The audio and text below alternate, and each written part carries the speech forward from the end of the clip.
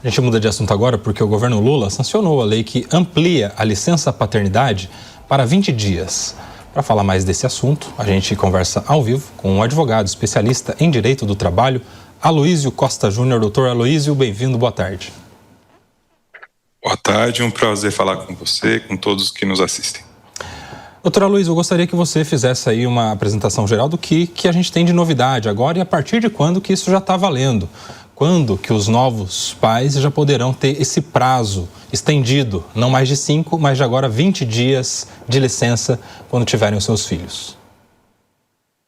Bom, primeiramente, a lei ela estabelece como direito assegurado pela Previdência Social o salário paternidade, que é justamente o salário que é pago no período de afastamento que está previsto na lei para o pai que tem um filho que nasce ou que obtém a guarda judicial ou que obtém a adoção.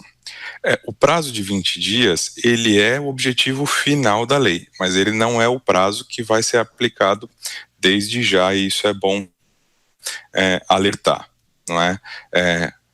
A partir de 2027, então, a partir do ano que vem apenas, a licença paternidade, o prazo do pagamento do salário paternidade vai ser de 10 dias. A partir de 2028, de 15 dias. E só a partir de 2029 será de 20 dias, e desde que sejam cumpridas algumas metas que a própria legislação prevê do ponto de vista fiscal.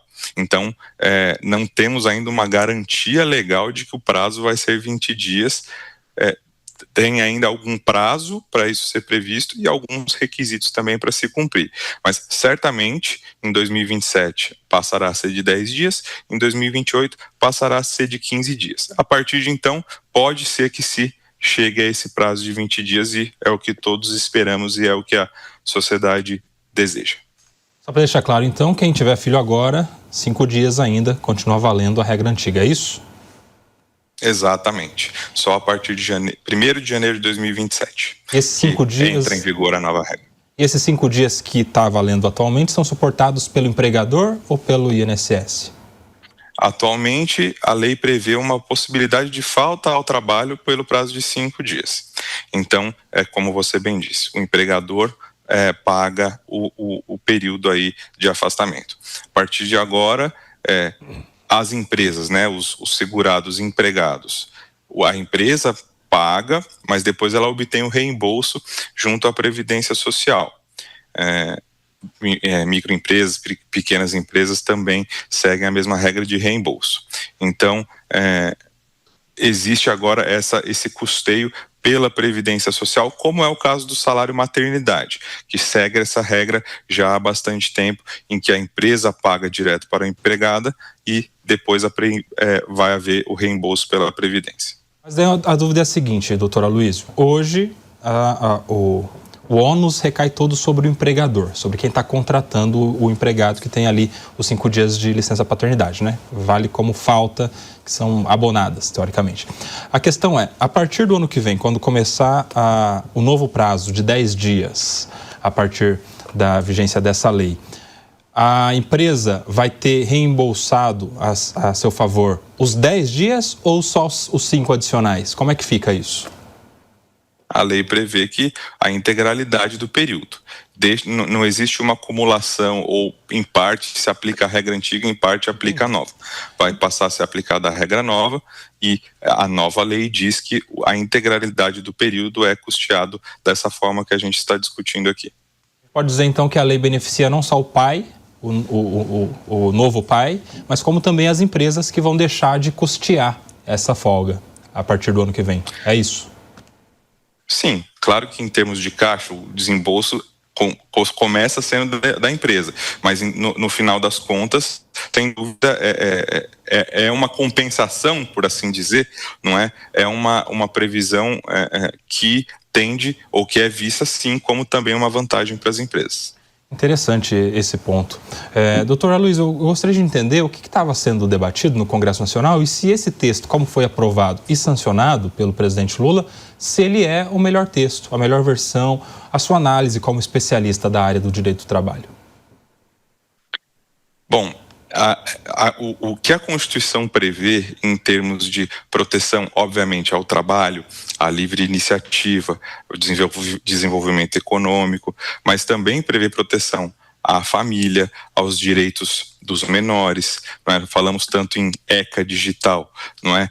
Que a legislação está sempre olhando também para as crianças e os adolescentes, não é? Aqui a licença paternidade, como eu disse inicialmente, não se aplica só ao bebê recém-nascido, mas também à criança ou adolescente adotados. Então, a nosso ordenamento e a Constituição Federal coloca isso como prioridade do país, né? Enquanto nação, enquanto objetivo que o legislador deve sempre buscar proteger.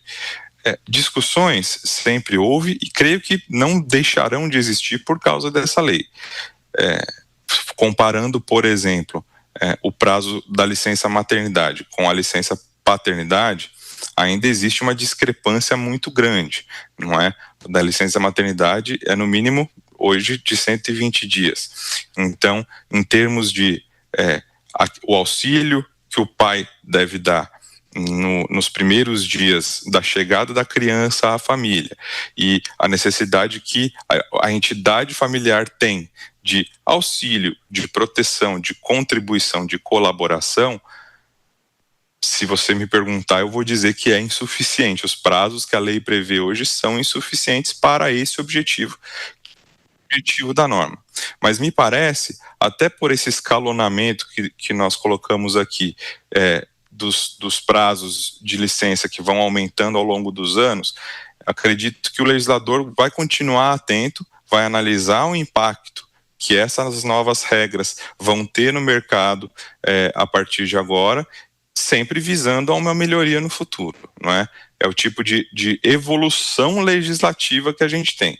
Antes tínhamos 5, agora teremos de 10 a no máximo 20 dias, e esperamos que a sociedade evolua de uma forma em que um prazo maior seja, sim, garantido, não porque, e é bom que se coloque isso, não para dar folga para o trabalhador.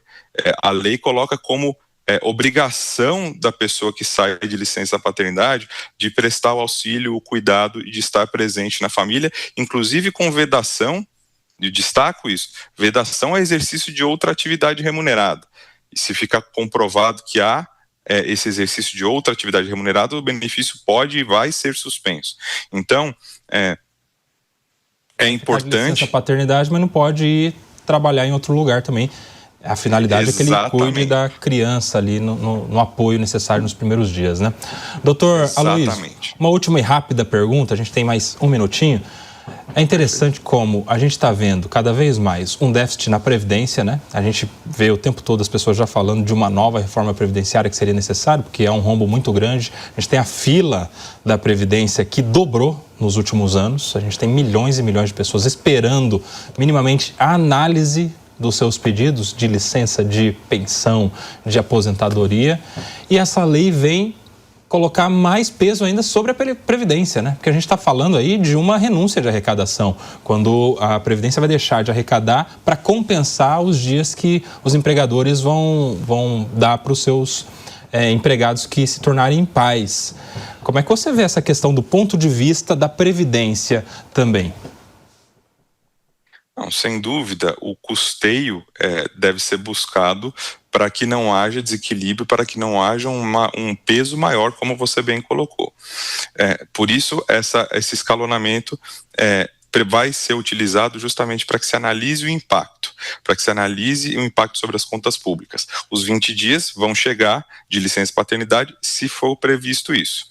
Não é? Agora, caberá à sociedade, ao legislativo, aos órgãos de fiscalização do trabalho, Ministério Público, Justiça do Trabalho, enfim, lutar para que as normas como estão hoje sejam cumpridas para que as fontes de custeio venham e sejam observadas na sua integridade para que a Previdência possa cumprir seu papel.